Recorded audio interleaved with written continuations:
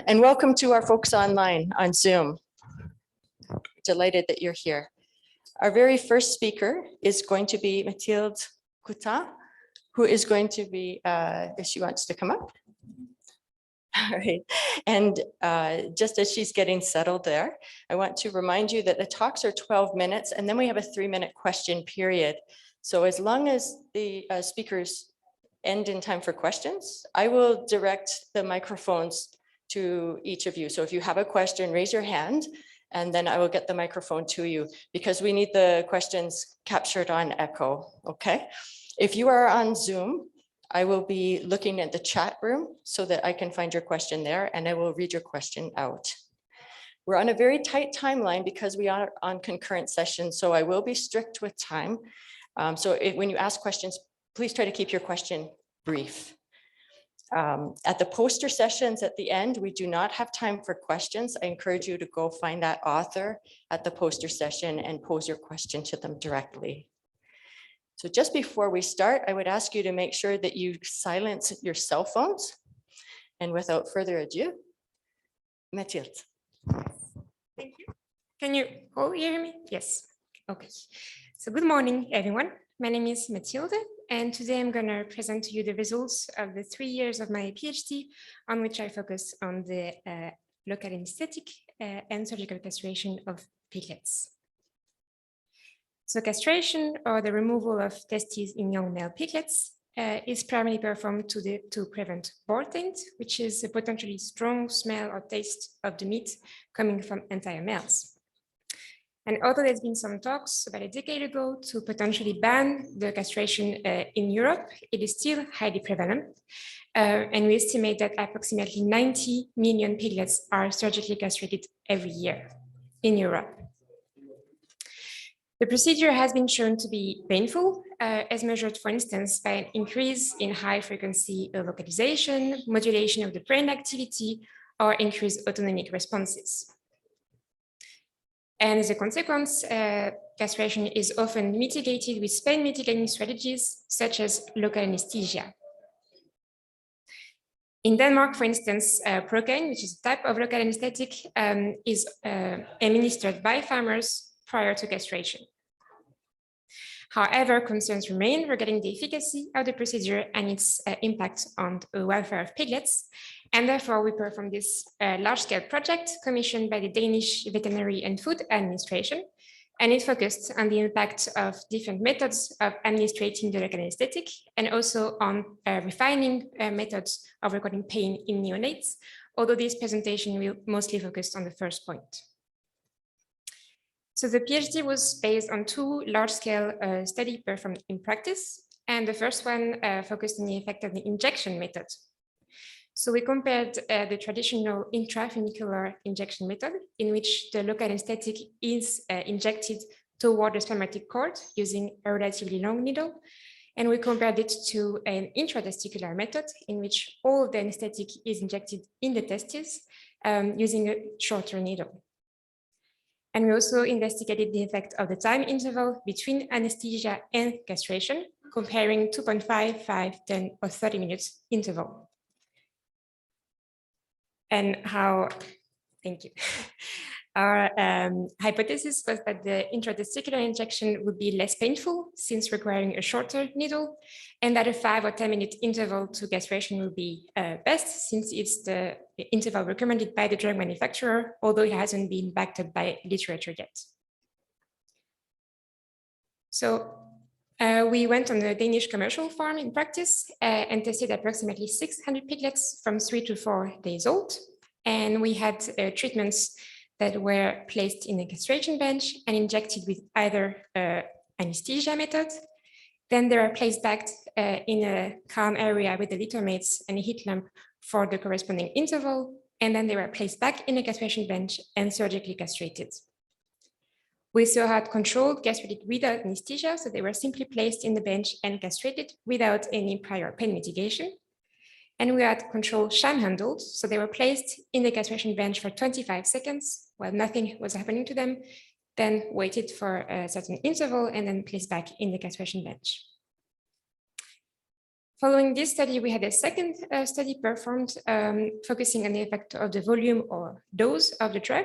So we compared injecting 0.3 milliliter versus 0.5 milliliter of the drug in the animals. And from study 1, we decided to do it using an intratesticular method and a 5-minute interval to castration. And we hypothesized that a lower volume or dose of the drug would reduce the response of the animals at injection, since the intratesticular pressure will be reduced without necessarily compromising the efficiency at castration.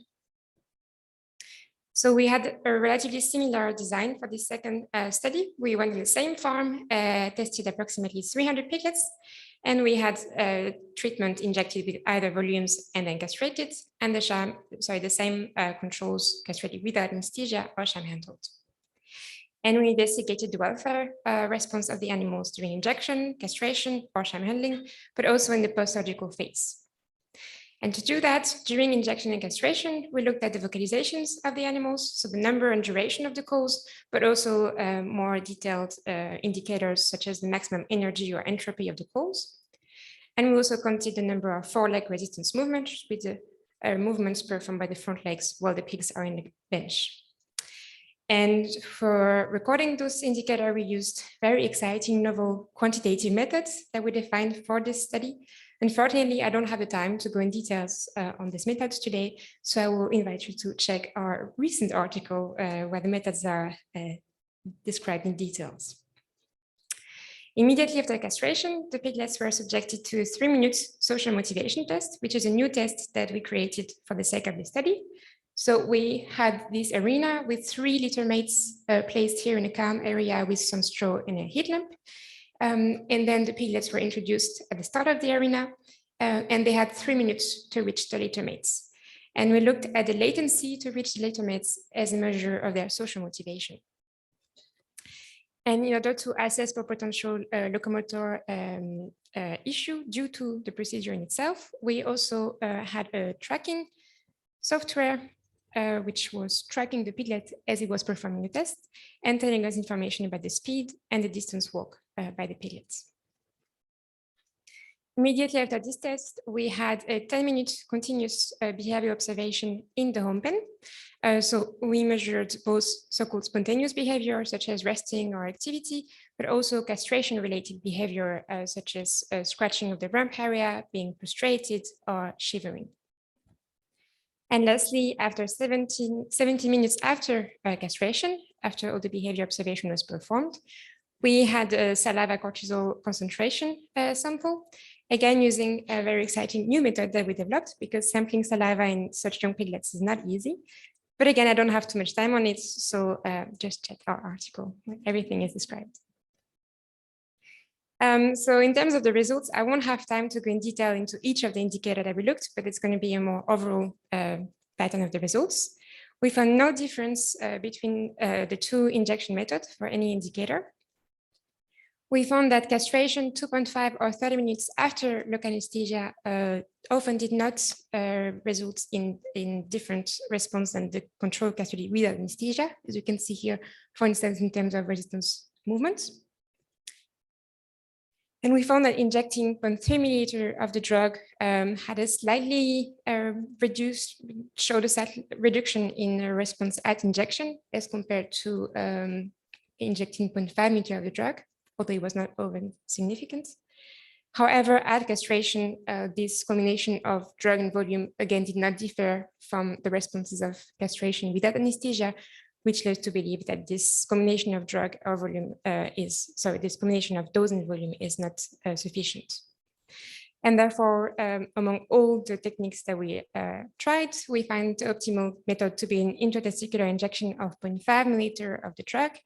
And we recommend the IT, so the intratesticular injection, because it is, although there was no difference, it seems to be easier to perform and also faster to perform. And we recommend a 5 to 10 minute interval between anesthesia and castration.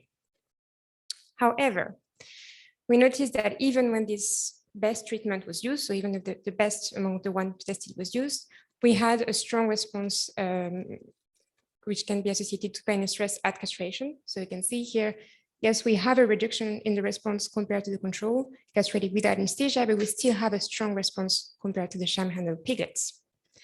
And in addition, we also had a strong response at injection of the local anesthetic in itself, to the point that it's almost comparable to the response at castration.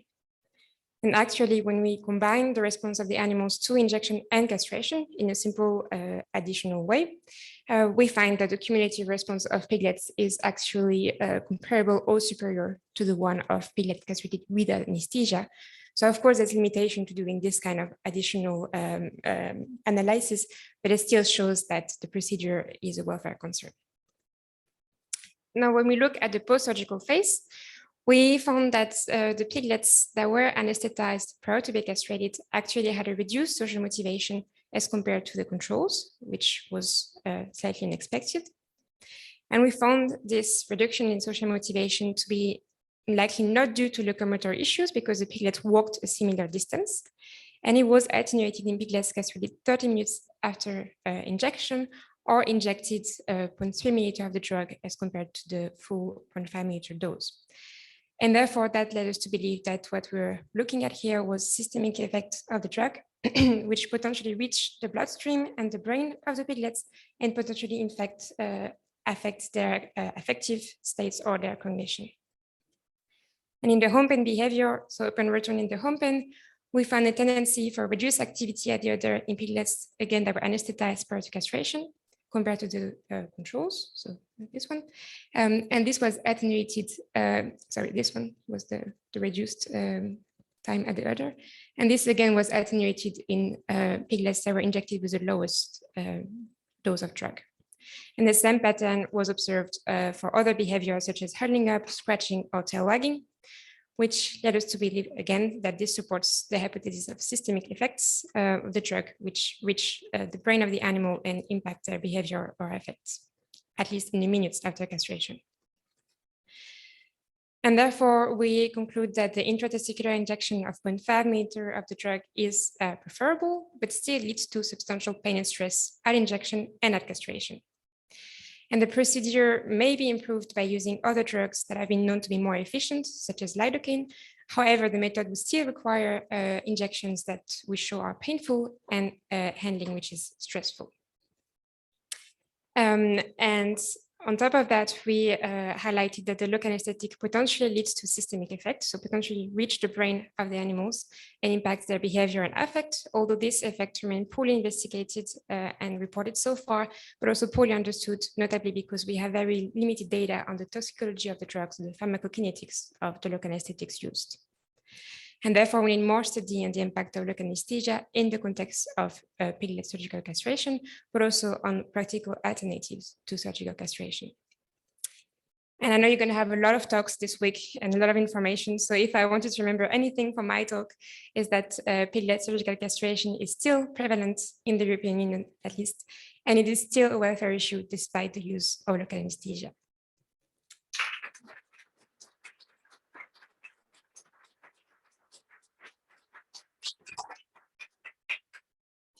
Lovely. Thank you, Mathilde, for the very interesting talk. We've got lots of time for questions. And so Mary is going to take the microphone around. For those of you online, I incorrectly said, put your question in chat, but I should have said in the Q&A, the chat function is not open. So I'll be watching the Q&A on Zoom. So hands up, anyone have a question? Right there. So Laura.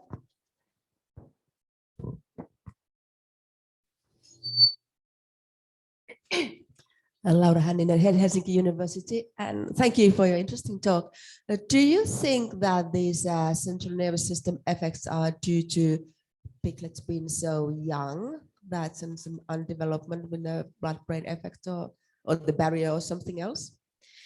That's an interesting question. It's difficult to say based on the data, so it's just a personal assumption. It might be that, yeah, they might be due to the neural system being still developing. It may also be, and I may not know exactly the technical term on that, but we had a veterinary specialist suggest that maybe the piglets have some kind of enzymes in their blood from the firing that would actually that the enzyme that's supposed to degrade the anesthesia is not necessarily present yet in the piglets because they were just born. So maybe when we reach older piglets, maybe they're better able to degrade the anesthesia than the younger piglets are. But we also talk about the fact that the dose that's given to those piglets, so 0.3 or 0.5 milliliter, is the same regardless of the weight of the animals. So we had animals that were just under a kilo, and the dose that they received for that weight was very large. So that's also a factor. We have time for one quick question from Adroaldo, and Caleb, if you can change the slides. Hello, Thank you. Adroaldo Zanella, University of São Paulo. In Brazil, immune castration is widespread. What are the limiting factors for immune castration to be accepted in Europe? What is the status of the use of immune castration? Yeah, it is used in some countries in Europe. I have to say, a lot of different countries in Europe use different strategies. Every country has its own way of doing it.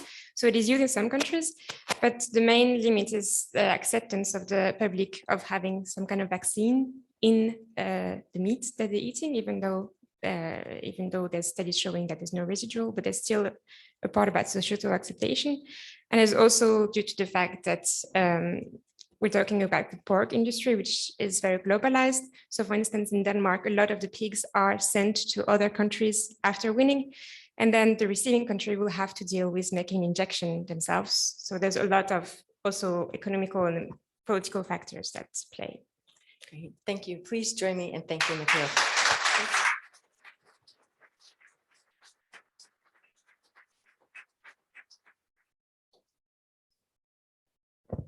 Nima, if you could come up, please.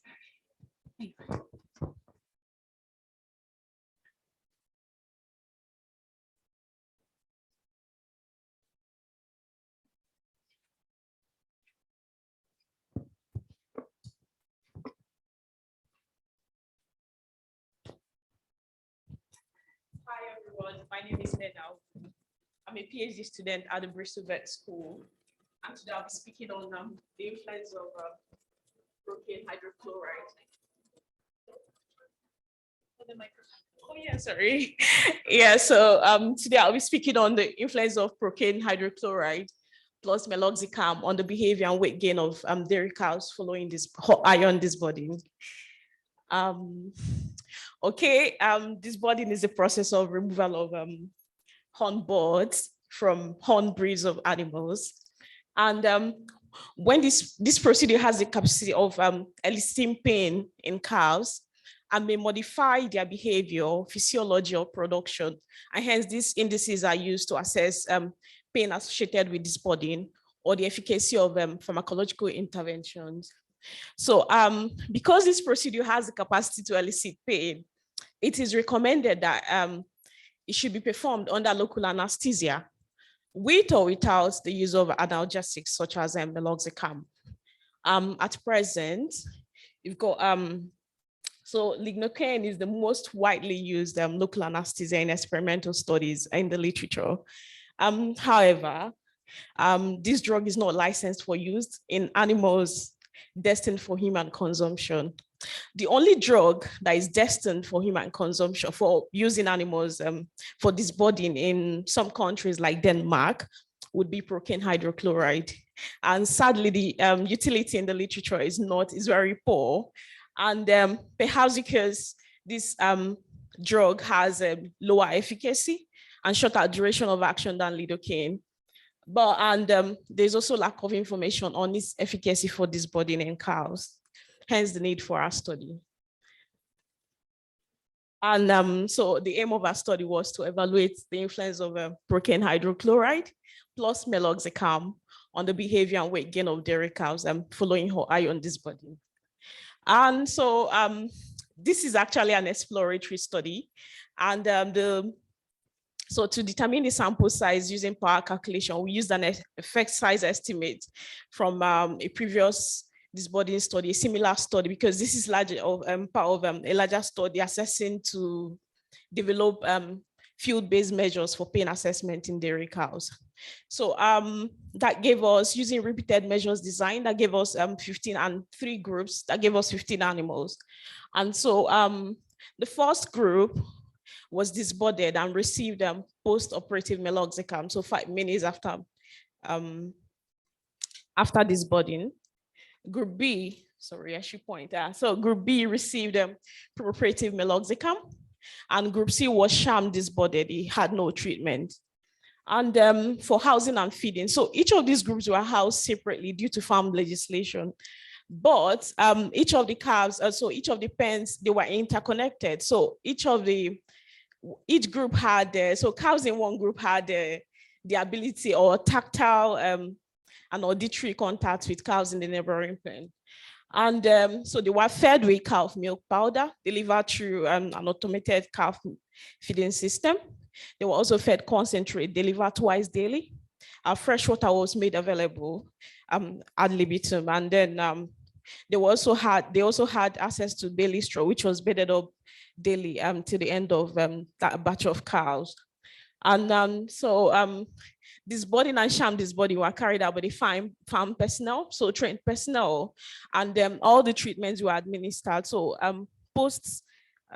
operatively, each of the cows received, so the disbodied cows had the disbodying site treated with antibiotic ointment. And for data collection, so we evaluated the behavior, concentrate intake, milk intake, and weight gain of cows. And so for the behavior, we looked at animals' choice of location in the pen. We looked at cows' interaction with the observers and with pen mates. We looked at components of posture, and which we recorded as frequency using live scoring. We also looked at the frequency of head shake, head rub, ear flick, tail wag, and head scratch behavior.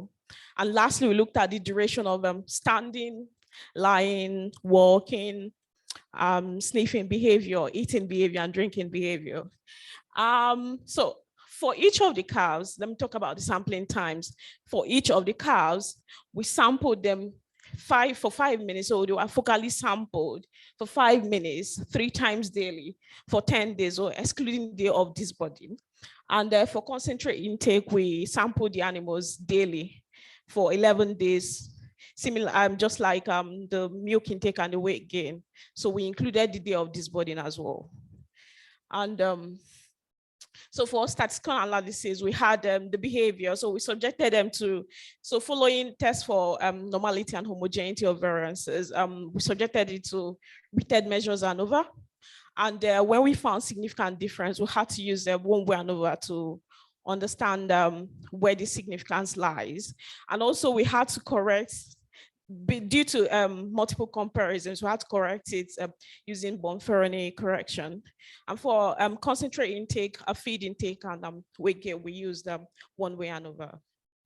And I'll just present two results. Figure 1 shows the ear flick behavior, and figure 2 shows the tail wag. Sorry. So figure 1 shows ear flick behavior, figure 2 shows tail wag behavior. So these two graphs are actually similar. What could be understood here is that following disbody, we had, so the 2 disbodied groups also showed significant increase in their behavior on day 1 post disbody. And up till day 3, there was still increase in ear flick and tail wag behavior. I wouldn't dwell so much on the result, but perhaps we'll go to the implication of the findings. So I would like to talk about the implication of the findings. So the presence of behavioral changes may be indicative of pain in these animals, since behavioral changes are used to assess pain in cows. And we believe this has a welfare implication, considering that this drug is recommended, is the only licensed drug in some countries for disbodying. So there's been this recent study by Thompson et al. 2021 that reported that 40% of the cows displayed their behavioral responses during disbodying. And so termed procaine hydrochloride not adequate for disbodying. And our study is not without limitation. First of all, we'll talk about the sample size. So like I said, we used an effect size estimate from a similar behavioral study, which did not take into account the feed intake and the daily weight gain. So in most studies that report significant differences in daily weight gain, they use up to 200 animals in sample up to 200 animals. And secondly, the study design, which involved housing animals, and so housing each group in different pens, even though they had an interconnection, might lead to lack of independence between groups and fail some of the statistical assumptions for the ANOVA test we carried out. But each of these animals were exposed to this body, sham, so they were exposed to different treatments. And then finally, we believe that the data collection protocol, so for assessing feed intake and daily weight gain for 5 days may not have been enough to detect real differences. And like I said, this is an exploratory study, which will be more studies. And so to conclude, procaine hydrochloride and meloxicam did not mitigate behavioral response in the early post-disbodied period. With respect to feed intake and weight gain, it is possible that treatment, sample size, or length of observation may have influenced the findings. However, we believe that findings need confirmation in control studies. Thank you very much for your audience, and I wish to acknowledge my supervisors and the cows and personnel of the study farm, and obviously my sponsors and ISAE in general. Thank you very much.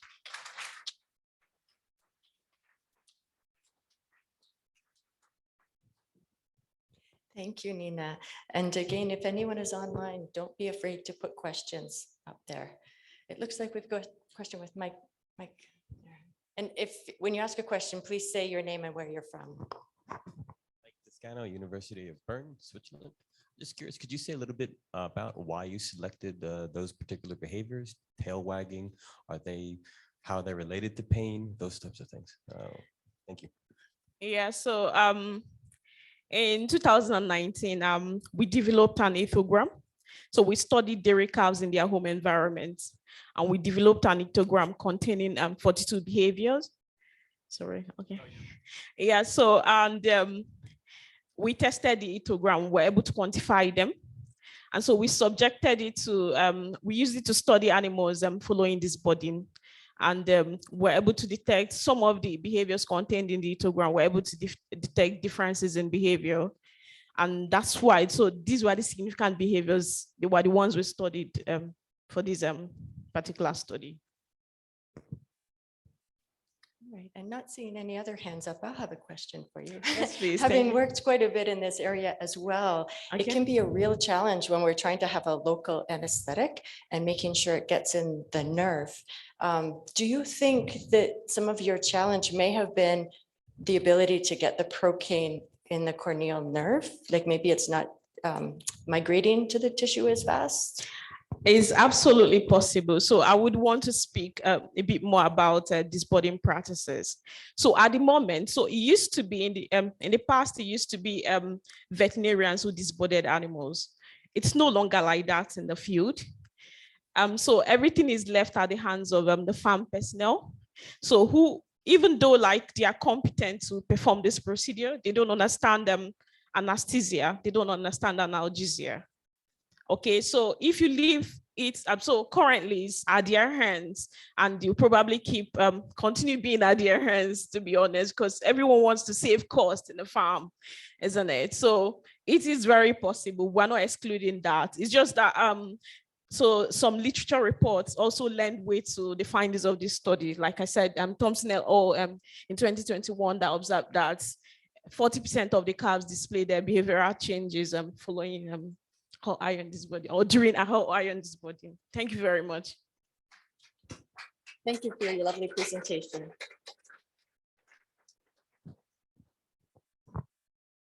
Sarah?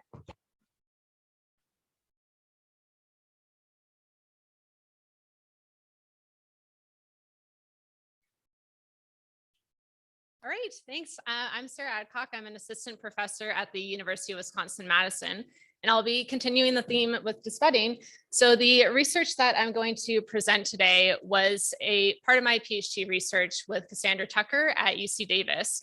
And Blair Downey, who is currently finishing up her PhD in the Tucker Lab, was also a collaborator on this research. So Nina has already introduced disbedding, so I'll just give a brief background on disbedding, but dairy cattle normally grow horns, and horns are considered undesirable in most modern dairy farms. So the horns are prevented from growing at a young age through a procedure called disbedding. A common method to disbed calves is to use a heated iron that's applied to the base of the horn bed, which kills the horn growing tissue and prevents the horn from growing.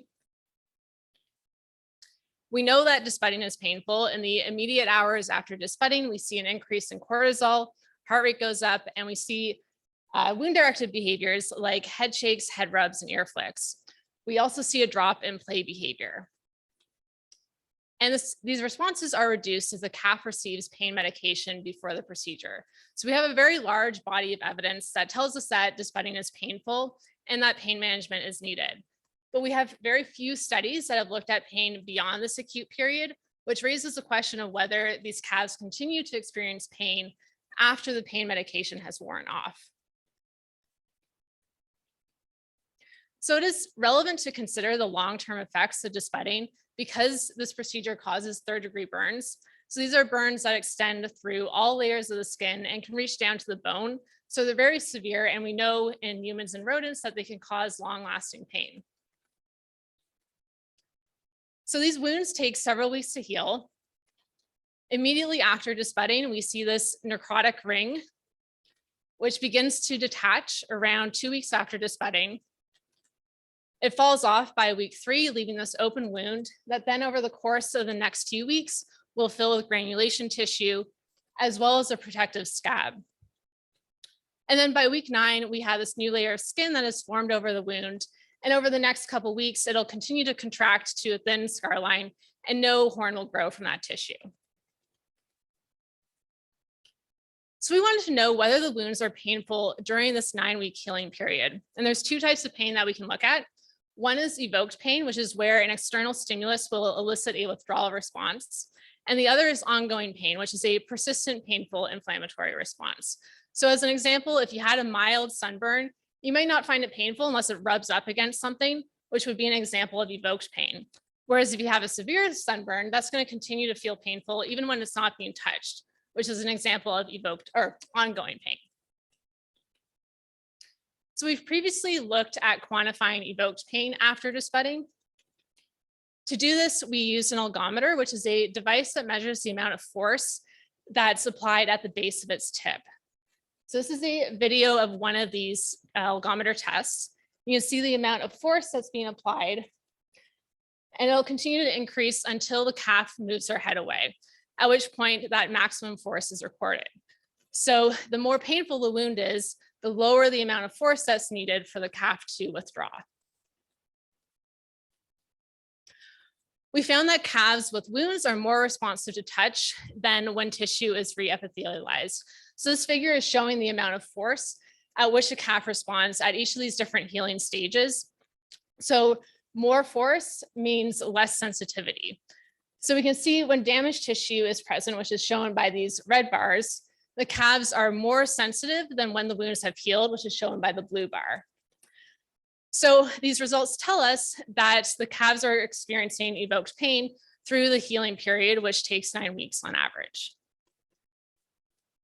And to just give you a sense of the levels of force that are being applied here, if you were to touch a key on your laptop, you'd be using a force of about 2 newtons. So it's a very low level of force that's being applied.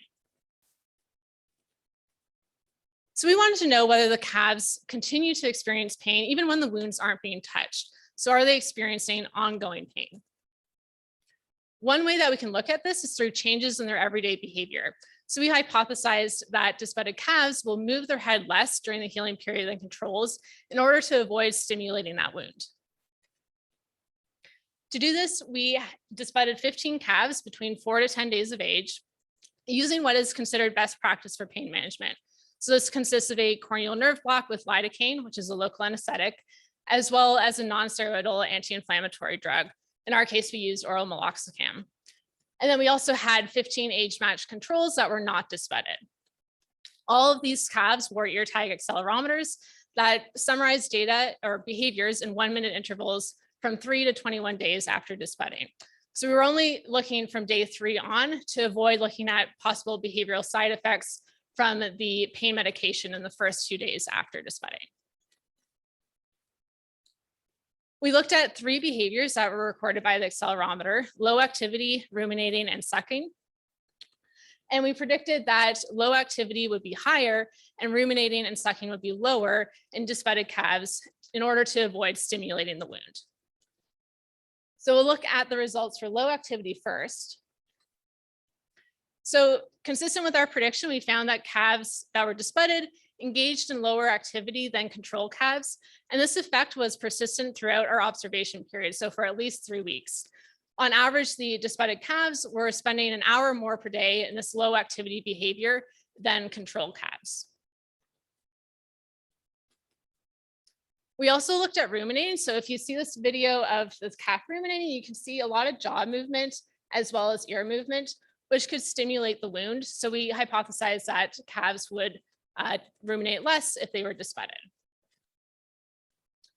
We did see that this was the case for the first 11 days after disbudding, where the disbudded calves ruminated about an hour less per day than the control calves. So it might be surprising to see these levels of rumination in calves at this age, but we know very little about this behavior in young calves. And part of Blair Downey's PhD research is looking at quantifying rumination patterns in pre-weaned dairy calves. And she has found that there is a lot of rumination that happens, especially overnight. And it's also possible that some of this rumination is reflecting practice rumination, where instead of real rumination, since the calves are still predominantly dependent on milk at this age. We also looked at sucking, since this behavior also involves a lot of head movement. So we predicted here that calves would suck less if they'd been disbudded. We did this analysis on a subset of the calves. So the subset of calves received 3 meals a day, and for 15 minutes at each meal, they had access to the milk bottle. So in total, they had 45 minutes per day that they could spend sucking from a milk bottle, which is indicated by that dashed line here. So we excluded any calves that did not receive a consistent amount of time with the milk bottle. So that left us with 6 calves per treatment. So 6 disbudded and 6 control. What we found in contrast to our prediction was that calves that were disbudded sucked for a longer period of time than control calves. And this effect persisted for at least 3 weeks, so up until the end of our observation period. What I think could be happening here is that sucking has an analgesic effect in babies and in rat pups, where it's able to reduce pain. So it's possible that these disbudded calves are sucking more in order to receive that analgesic benefit from this behavior. But that's a theory to be tested in further research. So overall, we found support for our hypothesis in that the calves were engaged in more low activity behavior and reduced ruminating compared to control calves. However, in contrast to what we predicted, the disbudded calves were sucking more than controls. And this is possibly reflecting this analgesic effect of sucking. This sucking result is consistent with a result from our previous experiment, where we found that disbudded calves have an increased motivation to suck from a milk bottle in an arena test 3 weeks after disbudding compared to non-disbudded controls, which again, we think has something to do with this analgesic benefit, but we haven't confirmed this in further research. We have also found evidence in a couple other studies of ongoing pain after disbudding. In one, we found that calves that were given a lidocaine corneal nerve block 11 days after disbudding showed fewer wound-directed behaviors like head shakes and ear flicks compared to calves that received saline injections. So this suggests that they were experiencing ongoing pain at this time point. We've also found that disbudded calves show a preference for self-medication 3 weeks after disbudding compared to non-disbudded controls. So overall, the results from the current study contribute to a growing body of evidence that calves continue to experience ongoing pain in the weeks after the procedure. And these results suggest that we need to continue looking at improvements in our pain management strategies for disbudding, as well as looking into alternatives for this procedure.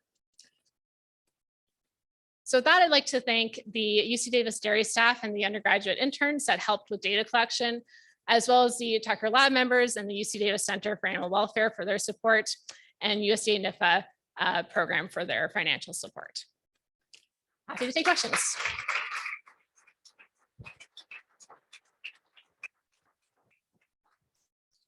Thank you, Sarah. We've got a number of hands up. There's one up at the back there. You can go. And any questions online, please put them in the Q&A.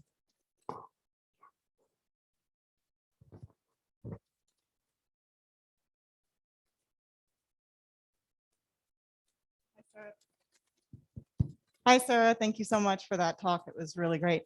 I found the suckling results really interesting and it makes sense to me, but I'm wondering perhaps does the frequency of that bunting behavior perhaps decrease, or have you been able to look at that?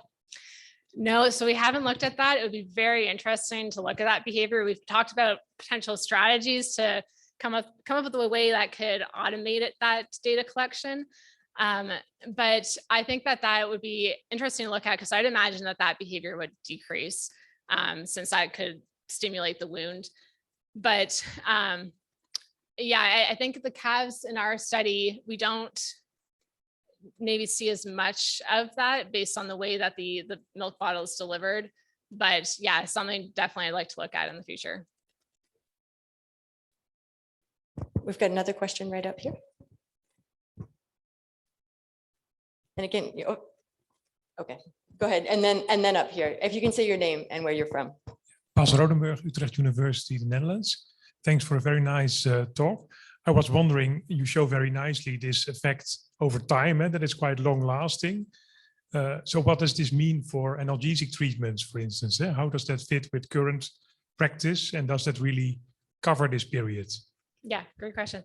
So our current best practice, which is the combination of a corneal nerve block, which lasts for a few hours, and NSAID, which depending on the NSAID that's given, could last from a few hours to a day or two after the procedure.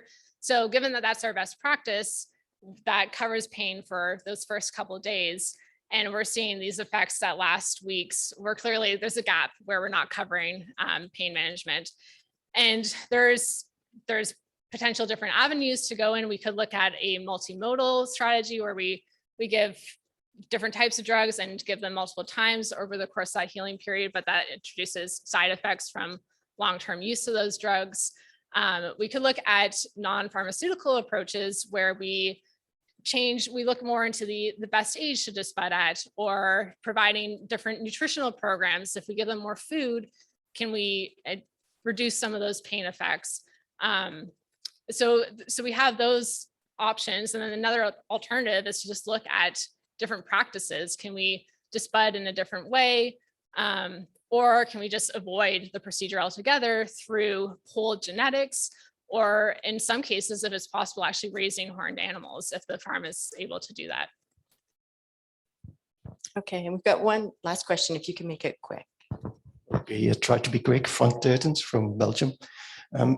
Suppose one would find the perfect pain medication and this budding doesn't cause any pain anymore. Would it still be a moral, ethical issue for you because it affected physical and maybe the behavioral integrity of the animal?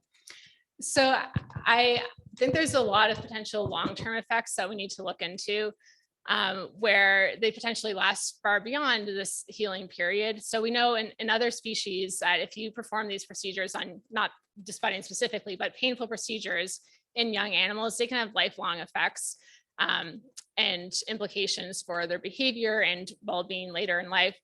So I think there's a lot of unknowns when it comes to the long-term effects of disbudding, that I would still have those questions, even if we were able to control for pain during the healing period. So it'd still be a concern for me. Yeah. Thank you very much, Sarah. Thank you.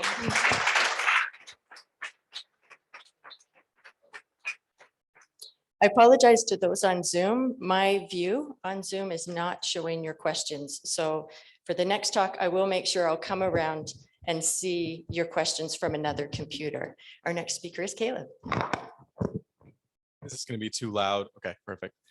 Hi, my name is Caleb Brazina. I'm a current fourth year DVM student and PhD student working at Iowa State University, and I'm here to present to you guys our work on evidence of social buffering benefits to castration stress in beef calf housed with familiar pen mates. So I kind of stand before you today, as most of us will probably stand for, a little shaky, a little nervous, a little anxious. And so one of the things we're kind of told to do when we're shaky and nervous in front of public speaking, imagine you guys in underwear. I'm not going to do that. Think about, say a funny joke like knock, knock, who's there? And I wish my wife was here, because if my wife was here, I'd probably be more confident. I'd be more comfortable with you guys. If she was sitting right there, I can promise you I would be a lot less stressed. And that's a perfect example of social buffering, or the stress resilience in the presence of a conspecific. So how does this relate to cattle? When a calf leaves the cow-calf operation, where it's with its mom, it goes under a lot of stressors. That includes weaning, transportation, and handling. And they arrive at the feed yard, where the feed yard goes through commingling, which is the combination of many calves from different source farms, significant handling stress, castration stress, vaccination treatments, dietary changes, and environmental changes.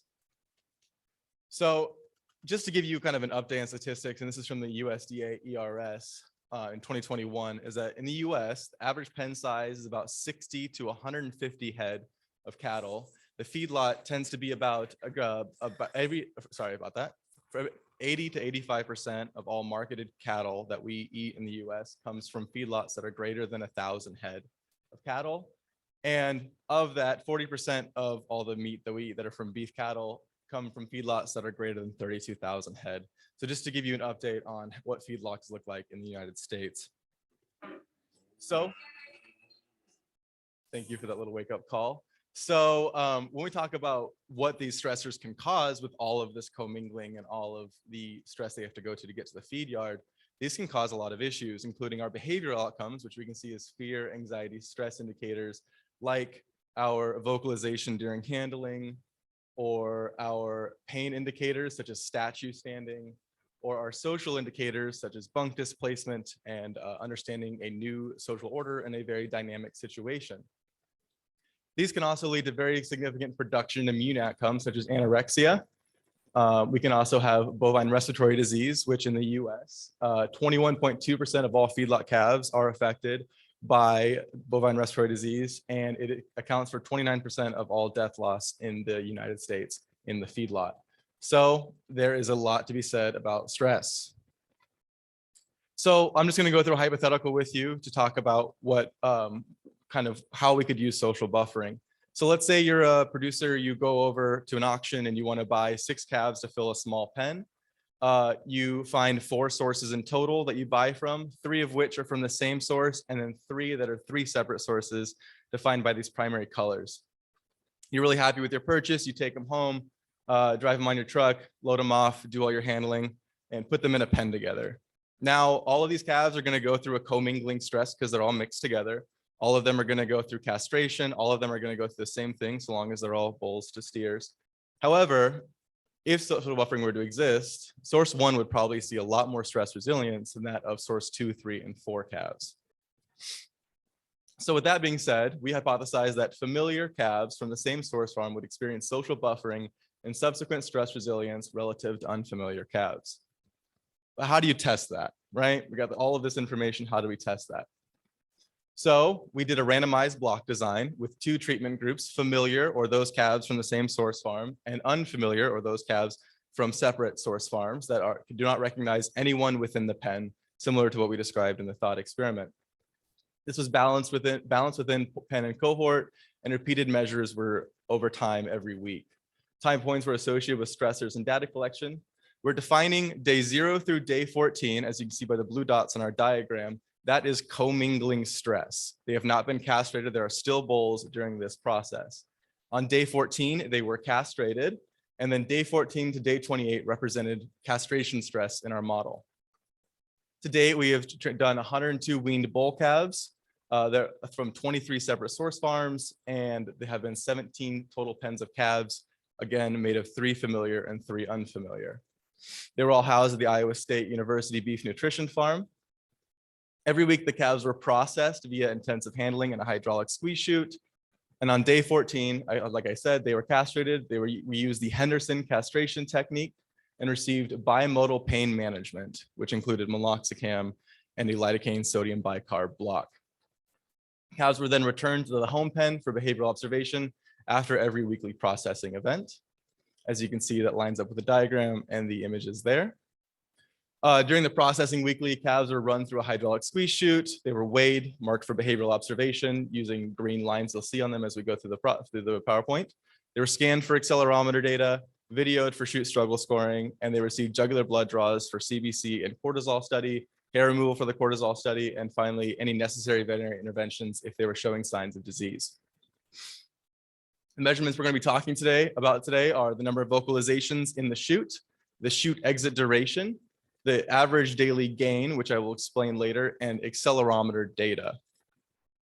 So if our hypothesis is to be correct and social buffering or stress resilience does exist, we need to look at, there should be a decrease in number of vocalizations at handling, an increased chute exit duration amongst the familiar, possibly, we'll get into that later.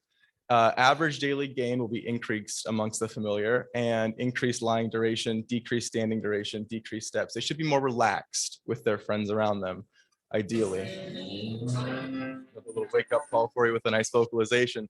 So on day 0, we did not have any commingling at the time. This is when they were enrolled. So this is kind of our baseline data. On day 0, there was no significant difference in vocalizations, meaning that we had a good baseline between the 2 separate groups.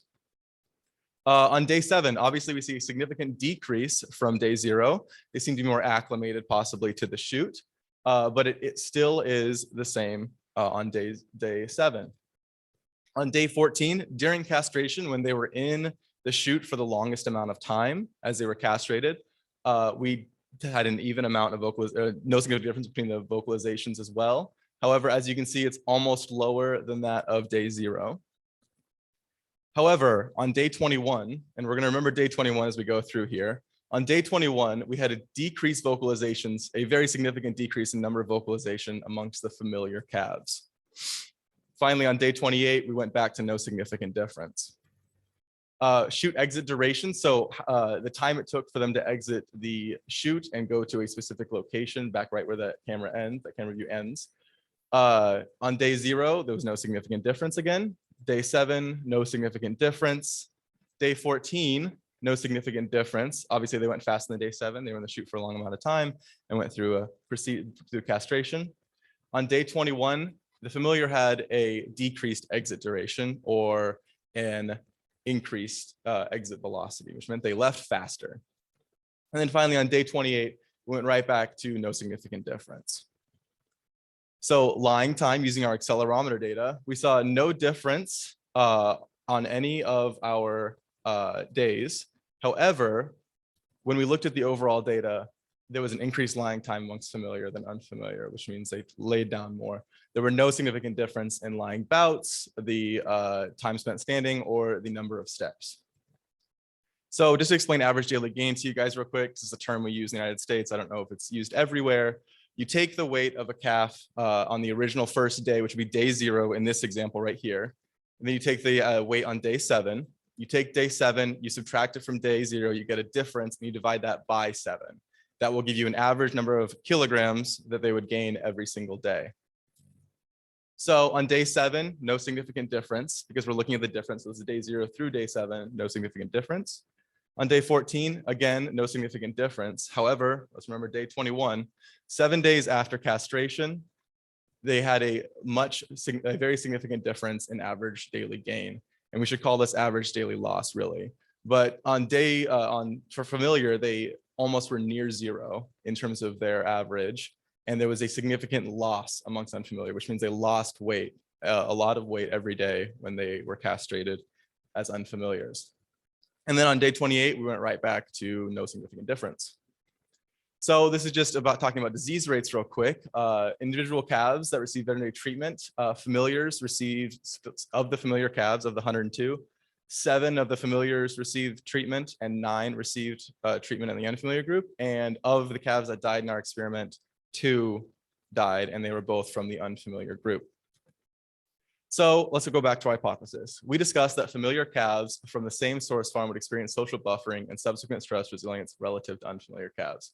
And let's remember this in terms of our 2 segments of our experiment, commingling day 0 through day 14, and day 14 through day 28 as our castration stress. In commingling, we saw no handling behavior performance differences in treatment that would suggest stress resistance during commingling stress. Now, that being said, most of the literature out there found that calves will show significant differences in behavioral and cortisol responses to social mixing, but it's not as clear with performance data. So we've got more trees to bark up as this experiment continues. However, during castration stress, we expected a decreased performance resulting from castration amongst both groups. Both groups got castrated. They will likely have a lower average daily gain, a lot of other performance issues. However, they both had it. So that means that castration was good in our model as representative of chronic stress. However, the difference between treatment groups and day 21 average daily gain and day 21 vocalizations do suggest stress resilience to castration in familiar calves when compared to unfamiliar.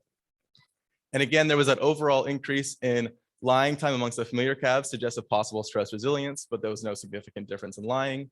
However, we do have that issue with the decreased shoot exit duration as F calves on day 21 went faster. This is suggestive of fear anxiety, but there are other things we need to look into, including the pain, freezing versus fleeing as well.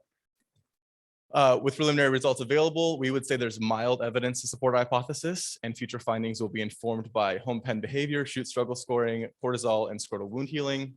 I would like to acknowledge the USDA NIFA for their help in supporting our research. And if you have any questions after the questions we'll have now, please feel free to email me or Dr. Moen.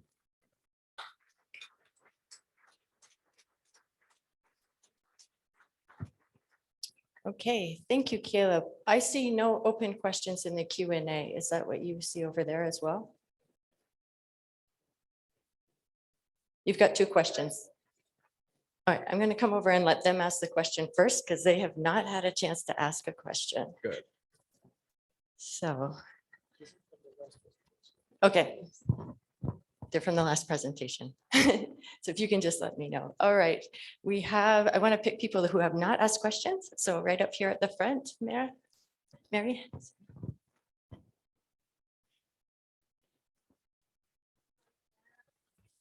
Maria Ceballos from University of Calgary. Flight speed is evaluation that you do inside after they leave the species, right? And it's individual.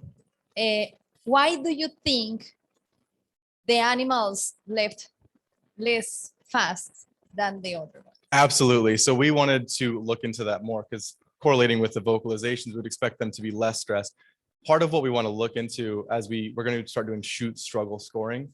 So we're going to be looking at how they interact in the shoot as well. And we'll also see the exit at that time. We're going to see if we can correlate freezing behavior and pain behavior with that, with the pain behavior possibly. If we're showing more pain behaviors in the unfamiliar, maybe they were not going to run as fast, given that the castration pain would be right in between their legs. So. Okay, my name is Jan Langbein from Dommersdorf, Germany. Short question, have you ever thought about looking nearer or closer at the videos in the home pen to check out who's lying with whom? Do the familiar animals lie closer together? And is social support realized by this behavior? Absolutely. So that was one of the first things I think I talked about in my, when we were looking at home pen video, is we were looking at certain social behaviors of social bonds, and we come up with allogrooming, but co-lying doesn't have nearly as much on it. So we wanted to look at co-lying in our home pen video is in our ethogram, and we are looking at that as well.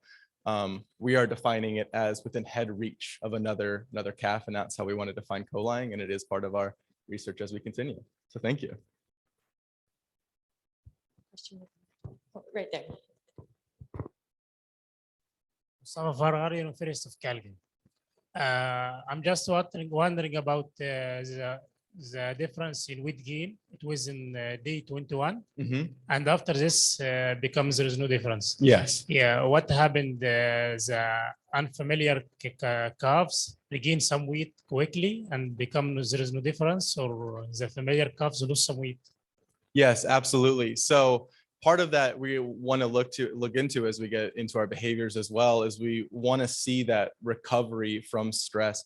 It does appear that we have that mild evidence of like a week later, they seem to show more stress or at least more issues in general. So part of what we want to do is see like, is it as long lasting as we could think of? You know, does having that friend, does it help more immediate? And then everyone kind of averages out. The evidence is somewhat pointing that way, but we'll see as we get further into the data and dig our hands deeper. Please join me in thanking Caleb.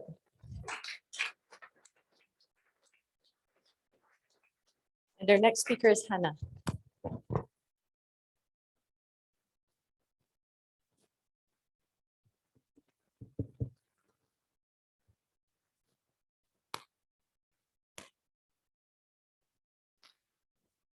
So there are no easy solutions for the pain alleviation in reindeer castration. I am part of a research group trying to find these solutions. And also today, happy to present you a part of my thesis project. This is a part study of the impact of clamp castration on the behavior and body temperature of reindeer. Also recently accepted for publication in Applied Animal Behavior Science. Reindeer is probably a little bit more exotic species to most of you. Reindeer herding is the oldest and still vital livelihoods that keeps the villages up in the north inhabited. And it has a lot of cultural and traditional perspectives. It's invaluable to the northern villages. And it involves the semi-nomadic reindeer herding. It involves the Sami culture and the old Lap villages, which is the indigenous people of the north. Reindeer herding district covers about 36% of Finland's land area, with about 200,000 reindeer that are left alive through the winter. I am a practicing veterinarian located in Savukoski, which is the small town approximately 200 kilometers northeast from the Arctic Circle. And this is also where our Helsinki University Reindeer Research Site is located. Reindeer, they are semi-domesticated, year-round, freely grazing animals, production animals that are mostly not used to human handling at all. They are really easily excitable. Capture and restrain may cause them serious stress-induced problems like hypothermia, gastric ulcers, capture myopathy, and finally even death, sometimes very sudden death. About 2,500, up to 4,000 reindeer are castrated yearly in Finland with clamp castration, and this is mostly done without pain alleviation. Rut makes it possible to gather these animals from the wilderness. These males, big males in rut, they sort of collect their harem together. And this is used to gather them, these freely grazing animals. Rut is also an extreme stressor. You find these male ones with a huge weight loss, fighting injuries, and they smell really bad. And therefore slaughtering the males during rut season is impossible. Therefore, this castration is performed unlike to these other production animals where we castrate calves. We castrate adult reindeers in order to find them in a proper condition next year. You know, in Sami culture, they use everything. They don't waste meat. They don't waste gloves, fur, anything. Everything has to be used. From other ruminants and other animal species, we clearly know that castration is painful. Yet we have no pain relief possibilities studied in reindeer and nor pain behaviors either. Our Finnish animal welfare legislation is under renovating process, and pain alleviation will become mandatory in painful procedures, but we don't know yet how to do it properly in reindeer. As we all know, animal pain is a welfare issue, and it is crucial that we are able to recognize it. We understand the importance of treating it, and we have suitable products available in the market. Unluckily, this is all missing in reindeer. Their winter metabolism slows down even up to 50%, which might have like a huge effect on the pharmacokinetics also on different drugs. Sedation and/or narcosis is very problematic in wild ruminants. It has serious side effects, and most of the drugs are not even accepted for food-producing animals. Local anesthesia might lessen the acute pain caused by the clamps, but it is problematic with a species that is prone to capture and restrained stress, because you have to wait for the effect for quite a long time. And then again, non-steroidal anti-inflammatory drugs, they are not enough to treat acute pain, but yet we also don't have any evidence base on their use on reindeer. We have a lot of variation between different ruminant species also. And nowadays we just extrapolate the doses and use them off-label from other species. And they can also cause irritation. Our aims were to investigate the effects of castration on reindeer behavior and body temperature during the clamp castration procedure, and how these are affected by handling duration, local anesthetic, and non-steroidal anti-inflammatory drug. We used lidocaine and meloxicam in our study. We collected 55 male reindeer. We actually leased them from the biggest reindeer herding cooperative in Finland. Our animals were approximately 1.5 years old, and we marketed them during the rut roundup in early October for the university use, but then released them back to the wilderness on their summer grazing lands because it would be impossible to take them into enclosure during rut. They would kill each other. So that was a very exciting period when we were like wondering whether we ever see them again. We succeeded in getting 55 anyway, and minimum of 10 days prior our trial, we gathered them to our 5-hectare forest enclosure. They were fed with commercial feed, dried hay and lichen, and they had soft snow ad libitum for their water intake needs. And in the trial day morning, they were moved to a smaller wooden corral in our research site. We divided them into 5 treatments. The short ones were the traditional castration and castration with meloxicam. And then we had the long treatments with local anesthesia and local anesthesia with meloxicam. And then we had a control group that was only held down for 6 minutes. Our study design, we took a film of each individual, and the meloxicam groups got an injection of meloxicam under their skin on the neck before pulled over. The body temperature was measured for the first time immediately after pulled over. The short groups were then castrated. The body temperature was measured again and they were released. And the long groups got the injection of lidocaine into their spermatic cord and under the skin. And then we waited 5 minutes and castrated them and released. And their body T was also measured at 3 minutes and 6 minutes after the castration.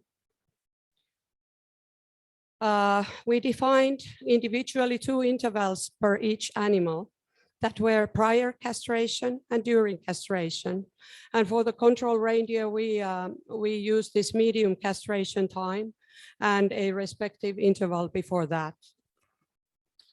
We created an ethogram and scored those behaviors from those intervals we defined: defecating, leg movements, neck and head movements, respiratory rate, panting, abdominal muscle contraction, and nostril closure, which is practically holding breath. I'm going to show you now a short video about traditional castration. Whether there are someone who does not like to see it, then now it's the time to turn your eyes away. So here you can see reindeer as prey animals. Their pain behavior is quite modest. The clamp castration takes 6-7 seconds per side. And all you can actually see here is the abdominal muscle contraction and the nostril closure and a little bit straightening of the leg. Our results. Nostril closure occurred during castration, but not before. And it was not seen in the control groups either. Abdominal muscles contracted during castration, but not before. And it was also not seen on the control groups either.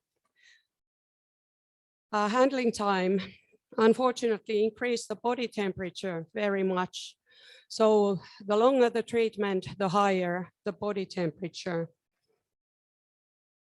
And this group who got both lidocaine and meloxicam, we scored the highest number of reindeer of a body temperature of at least 39.5 degrees in them. The signs of heat stress in reindeer begin at 39.0, but the threshold for selective brain cooling already starts at 39.5. And noteworthy is also that 11% of our study animals reached the body temperature of at least 40 degrees Celsius, which to our understanding reveals a significant restraint-induced stress. Conclusion, lidocaine with 5-minute waiting time was not enough to remove the pain behaviors in reindeer. And reindeer show their castration-related pain with nostril closure and abdominal muscle contractions. An increase in body temperature starts to occur within the first minute of handling duration. It's not really affected by the treatments, but the longer the treatment, the higher the temperature. And meloxicam subcutaneously, that is injection under the skin in connection to LA, appear to increase the body T, possibly due to irritation of the drug. We really need to continue investigating in order to find proper solution for this problem. Thank you.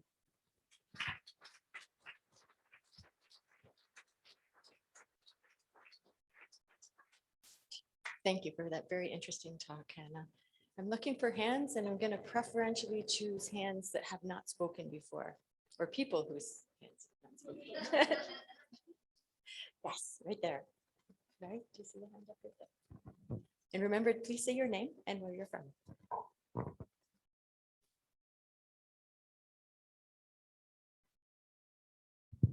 I'm Bianca from the Federal University of Santa Catarina in Brazil. I don't have experience with reindeers, but I've heard that with beef cattle, the clamp castration is questioned sometimes about its efficiency. Do you have any concern with that related in your study? And if this method is not so efficient, would you consider any other method of castration, considering the issues you may have with the handling of the animals?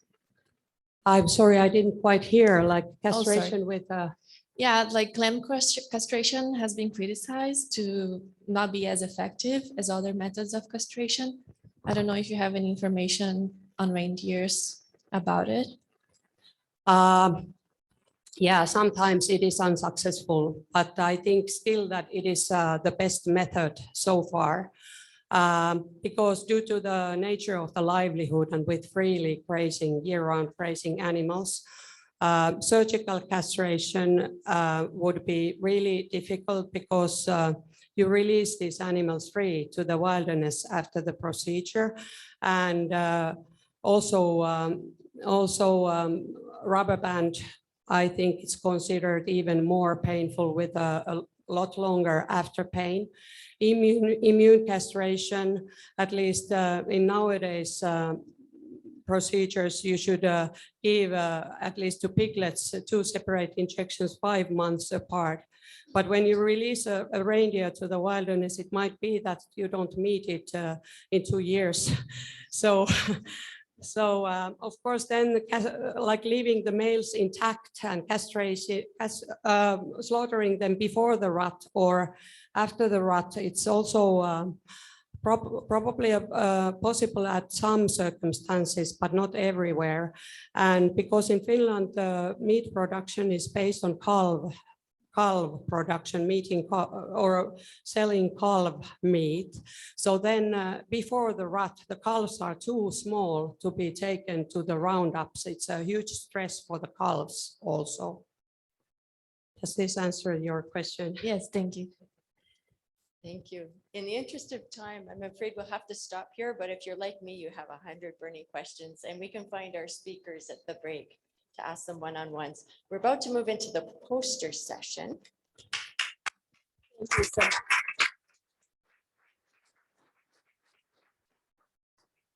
And for the poster session, we will not have time for questions because each person is going to present their poster for only 1 minute, which is a crazy short amount of time.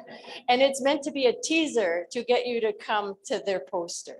So our very first one will be Zimbabwe. And whenever you're ready, did you? This mic.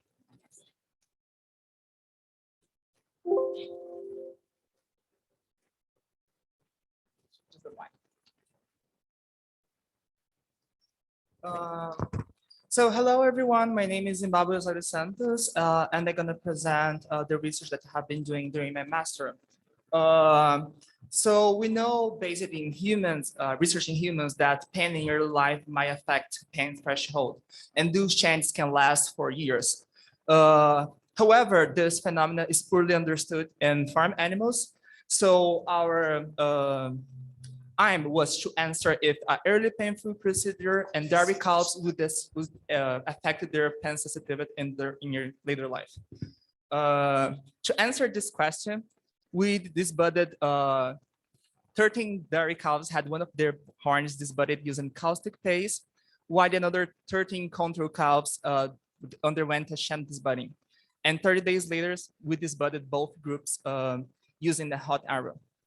To assess pain sensitivity, use a ergometer, starting 3 days before the first disbudding and ending 30 days after.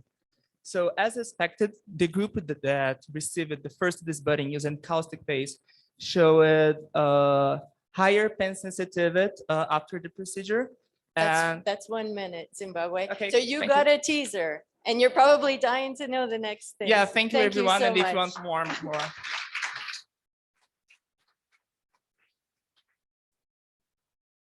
And next we have Demeter. Is Demeter here? Is Demeter joining us online?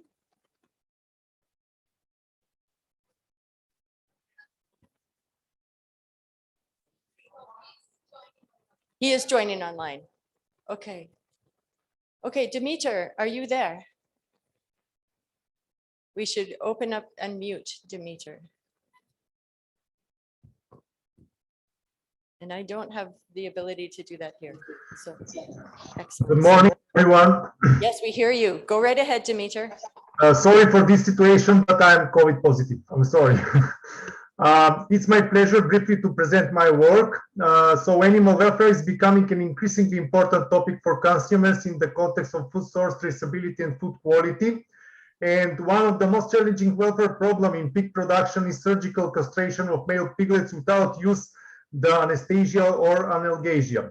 Unfortunately, farmers in North Macedonia traditionally castrate their male piglets surgically unanesthetized in the first week of the life, mainly to avoid the unpleasant taint of pork and to reduce male-specific behavior. So the main aim of this study was to test the meaning of the consumers about the alternatives to surgical castration. And finally, to be shortness, we can conclude the respondents strongly distinguish the current practice from the alternatives due to animal welfare reasons. Thank you. Thank you, Demeter. That was exactly 1 minute. Our next poster presenter will be Joseph, and following him will be Gustavo. So Gustavo, if you could start to get ready. And Joseph, whenever you're ready.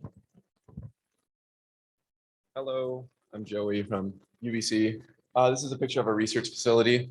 My project is focused on group size, and we came to this because in captivity, animals can't optimize their group size to fit their environment, and animals are unable to leave if the environment is not beneficial for them anymore. In our project, we compared groups of 50 cows compared to groups of 10 cows for competition at the feeder. Really interesting. We didn't find a difference in competition overall, but we did find that the social networks that developed were quite different. In the larger group, they interacted with a much smaller proportion of their group mates than in the smaller group. And this has led us to a lot of more interesting questions about how hierarchies form, especially in different group sizes. So please come talk to me about it. I have lots of questions and I'd love to discuss. Yeah, thank you very much.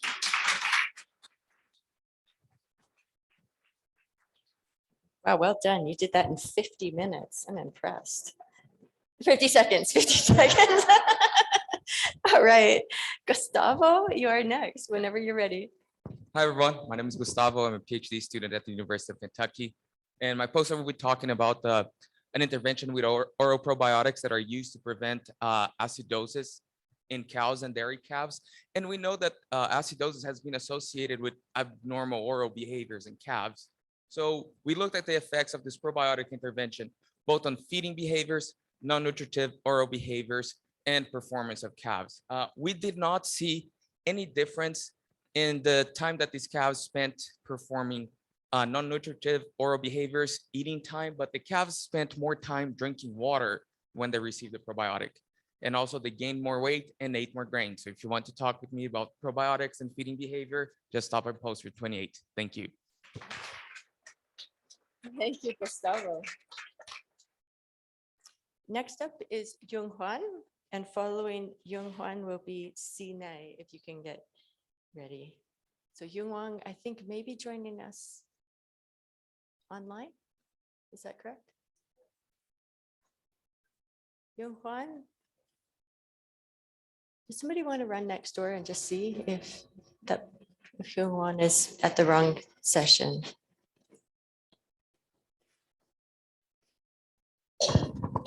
Luckily, a couple of our speakers have been tight on time, so that's great.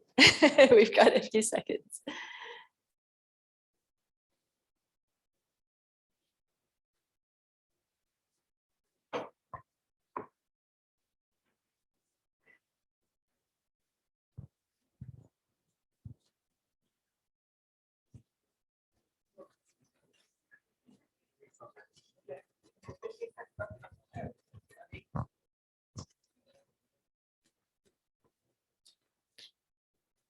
Is Nay online? Will be our next poster. Nay. And the last one will be Maya. Is Maya here? Okay. Okay, but you wait. She sent me the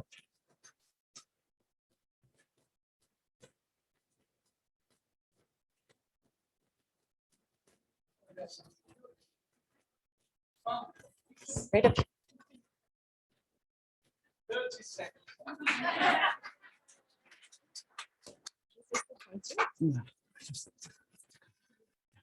Sorry, I'm sorry. Yeah. Hi, Kokobai John. I work for here as a senior researcher. So I'm working on identifying animal behavior and vocalization to find improved livestock housing and management. Yeah. Thank you so much. Let's enjoy staying here already. You have a bit more Next time, time. Yung Hwan, if you want to. Yeah. You have a bit more time. Okay.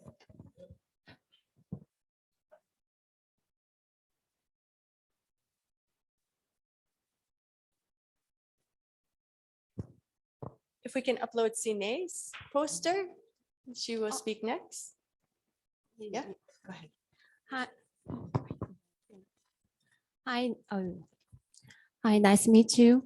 I'm very excited to introduce myself and my work in here. I'm Sine, PhD candidate at Gyeongsang National University. Yes, oh, sorry. In South Korea. And I'm working on animal welfare research team and National Institute of Animal Science. Shortly called NIAS. NIAS, as you see the slide, we are specialized Hanu. Hanu is Korean native cattle, poultry, pig, dairy cattle, animal genetic research, subtropic livestock, animal management technology and environment. So our team belong to headquarters, and our goals are first, improving animal welfare certification. Second, developing. Okay, that's 1 minute. Thank you so much, Sine. Oh, yes, sorry. Thank you.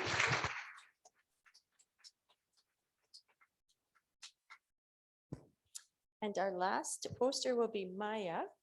And I understand she has a video. Okay. Hello, everybody. I'm Janko. I'm here instead of Maya. She unfortunately couldn't come here. So we have a poster about our research. It's about cross-fostering and its impact on teeth order and suckling position. So basically, it impacts fostered piglets, but not residents. So fostered piglets change the position much more often than residents. But for any detail, please come to our poster number 31 or ask me whatever we want when we meet somewhere here. So, okay. Thank you.